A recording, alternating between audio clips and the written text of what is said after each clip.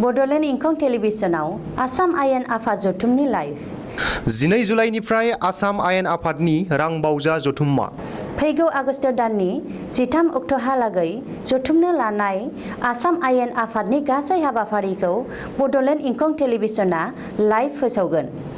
मुंख'नो गोनांदि बड'लेण्ड इंखं टेलिभिजनखौ केबल लोगोसे इउटिउबआव आरो गुबुन गुबुन बिजोङाव टेलिकास्ट खालामनाय जायो। बड'लेण्ड इंखं टेलिभिजनाव आसाम आयेन आफाद जथुमनि लाइभ 12 जुलाइनिफ्राय आसाम आयेन आफादनि रांबावजा जथुम्मा फैगौ आगस्ट दाननि 13 अक्ट'हालागै जथुमनो लानाय आसाम आयेन आफादनि गासै हाबाफारिखौ बड'लेण्ड इंखं टेलिभिजना लाइभ फोसावगोन। मुंख'नो गोनांदि बड'लेण्ड इंखं टेलिभिजनखौ केबल लोगोसे इउटिउब आरो गुबुन गुबुन बिजोङाव टेलिकास्ट खालामनाय जायो। खुलुमबाय, बड'लेण्ड इंखं टेलिभिजन स्टुडिअ'आव आं उपमारानि दैमारि। दिनैनि गाहाय रादाबाव दं। आसाम आयेन आफादनि रांबावजा जथुमा दिनैनिफ्राय जागायबाय। बिजेपि इउपिपिएल गोहो सोलायनायनि जाहोनाव चिरां जिल्लानि बासुगाव नोगोर परिषदखौ बिटिसि सोरखारा दासिमबो दाफुंनो हायाखै। मोसौ रैखाथि बिल 2021 जों लोगोसे मोनबा बिलखौ बिधान सभायाव दैखांदों। चिरां जिल्लानि सिङाव थानाय बासुगाव आन्सलिक एबसु अफिसाव सासे सुबुंनि गोथै सह। अखिल गगैनि दाबि दिनै आसाम बिधान सभानि थाखाय गोसोम सान।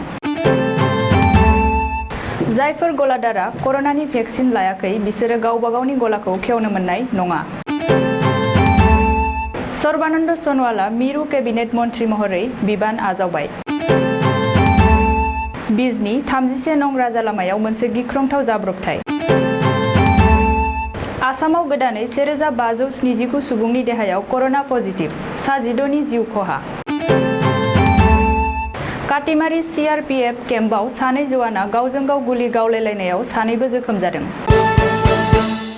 दानिया आबुं रादाब।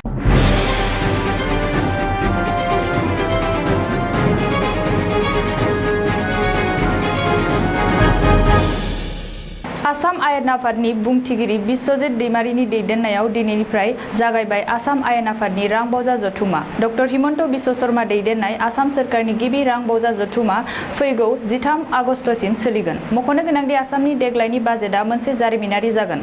मानोना सासे आइजो राङारि मन्थ्रिया देग्लाय गिबि खेबनि थाखाय रायजोनि बाजेट थिसनगोन। फैगौ 16 जुलाइखालि राङारि मन्थ्रि अजन्ता नेवगा बाजेट थिसनगोन। रांबावजा जथुमनि गिबि सानाव दिनै मोब्लिब बिफान आरो नखर बिफाननि सायाव सावरायनाय जादों।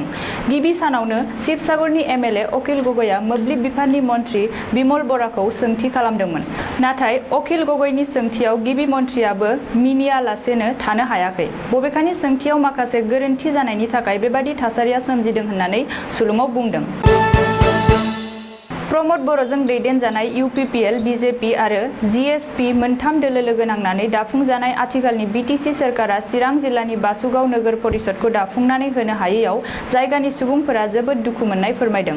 मख'नो गोनांदि गावजों गाव गोहो एबा मासि सेलायनायनि जाहोनाव दाइन बारग'लांनानैबो बिटिसि गाहाय प्रमद बर'आ बे खामानिखौ दासिमबो मावफुंनो हायाखै।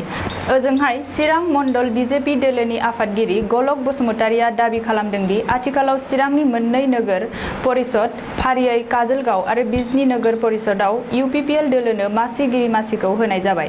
बेखायनो आथिखालाव बासुगाव नोगोर परिषदखौ BJP दोलोनो हगारनानै होनांगौ आरो बे मासिगिरि मासिखौ गाव गलक बसुमतारियानो मोननांगौ होननानै दाबि खालामदों। मानो होनोब्ला थांनाय 2020 नि बिटिसि बिसायख'थियाव बासुगाव नोगोरनि गासै 11,000 भटारनि गेजेराव BJP दोलोआनो बयनिख्रुइबो बांसिन भट एबा 6,000 मोननो हादोंमोन। गुबुन फारसेथिं BPF दोलोआ 3,303 आरो UPPL दोलोआ 1,180 भट मोननो हादोंमोन। बेखायनो रायजो राजानि लुबैनाय बायदियै BJP दोलोनो बासुगाव नोगोर परिषदखौ नागारनानै होनांगौ आरो थाबैनो दाफुंनानै होनांगौ होननानै चिरां मण्डल BJP दोलोनि आफादगिरि गलक बसुमतारिया प्रमद बर' आरो BTC नि मावफुं सोद्रोमाफोरखौ खावलायदों। दिनैनिफ्राय जागायनाय 15थि आसाम आयेन आफादनि गिबि रां बावजा जथुमा। गिबि समावनो दिनै मोनबा बिलखौ दैखांनाय जादों। गिबि मन्थ्रि डक्टर हिमन्त बिश्व शर्माया दिनै गिबि सानावनो मोसौ रैखाथि बिल 2021 खौ सदनाव लाबोदों। बे आयेननि जोहै आसामावबो मोसौ रैखाथि होनायनि सायाव गोख्रों राहा लानो थांखि लादों रायजो सोरखारा। बेनिफ्राय आसामावबो मोसौ बुथारनाय बन्द जानो हागौ होननानै गोबाङानो सावरायसोदों। गिबि मन्थ्रिया दा बेंगल, आग्रा एन्ड आसाम सिभिल कर्टस बिल 2021 खौबो दैखांदों। ओरैहाय आसामनि राङारि आरो गुवाहाटि जौगाखां बिफाननि मन्थ्रि अजन्ता नेवगाबो मोननै बिलखौ दिनै सदनाव दैखांदों।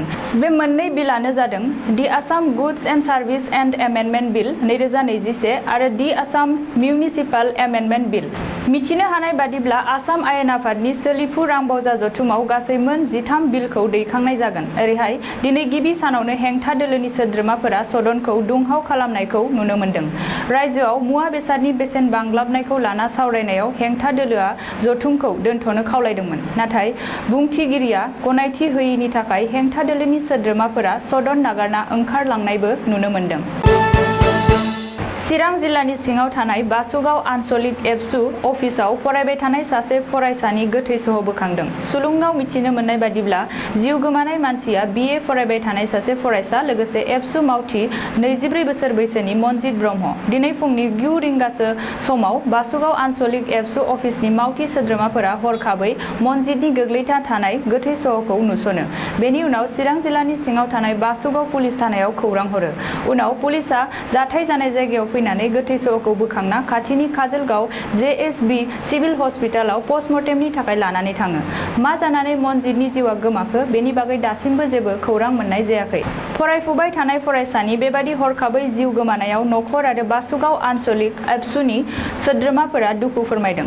बासुगाव थानानि सिङाव थानाय बाङालदुवा सामथाइबारि गामिनि थागिबि गोरिब आबादारि खगेन ब्रह्मनि फिसाज्ला मनजित ब्रह्मआ एबसुनि हेफाजाबै BA फरायगासिनोमोन होनना मिथिनो मोननाय जादों।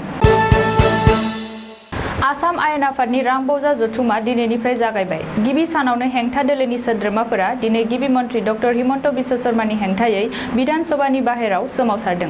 गिबि मन्थ्रिया MLA फोरनि गोहोनि सायाव बानबुंथि होनायखौ हेंथा खालामना बे सोमावसारनायखौ बानजायदों। बेजों लोगोसेनो दिनैनि साना आसाम बिधान सभानि थाखाय गोसोम सान होननानै दाबि खालामदों शिबसागरनि MLA अखिल गगैआ। मख'नो गोनांदि साननैसो सिगाङाव गिबि मन्थ्रिया MLA फोरनि खामानिया बिधान सभायाव आयेन बानायनायल' आरो समष्टि जौगाखांनायनि थाखाय MLA फोरा DC, SDC फोरखौ जेबो बिथोन होनो हानाय नङा होननानै बुंदोंमोन। आथिखालाव आसामनि गोबां जायगायाव कर'नानि साग्लोबसारनाया बांबोनो हमनायखौ नोजोर होनानै आसाम सोरखारा जर'खा SOP फोसावदों दि जायफोर फालांगिरि एबा गलादारफोरा दासिमबो कर'नानि भेक्सिनखौ लायाखै बिसोरो गावबा गावनि हाथाइ एबा नोगोराव थानाय गलाफोरखौ खेवनो मोननाय नङा।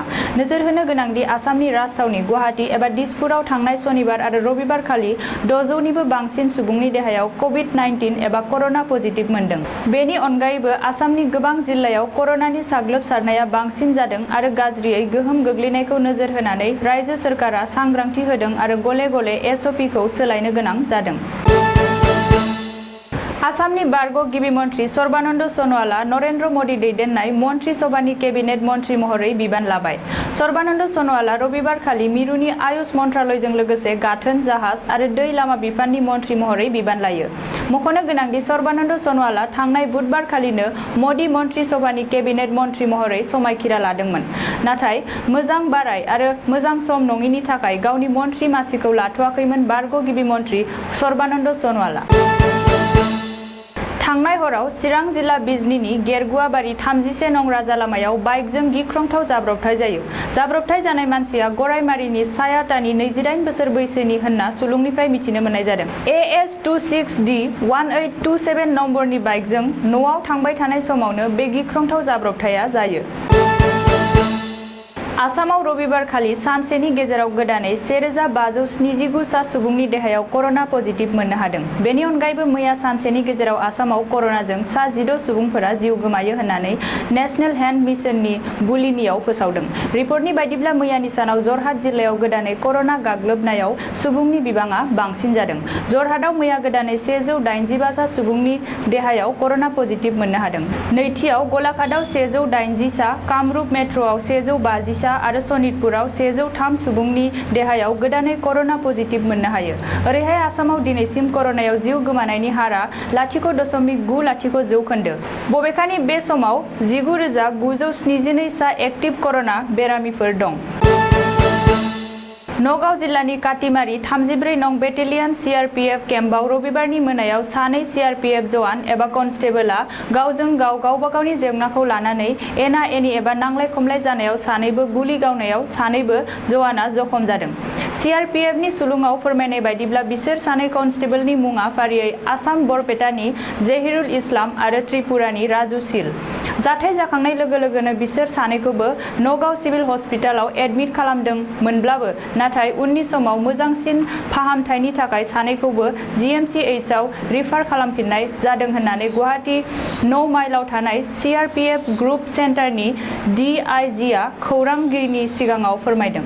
बेनि अनगायैबो जाथायखौ मोजाङै नायबिजिरनो थाखाय CRPF बिफानारि कर्ट अफ एनक्वायरि कमिटि दाबाय आरो बेनि अनगायैबो नगाव सदर पुलिस थानायावबो आलादायै FIR खालामबाय होननानै मिथिहोबावदों। दिनैनि रादाबा एसेनोसै, गोजोन्थों।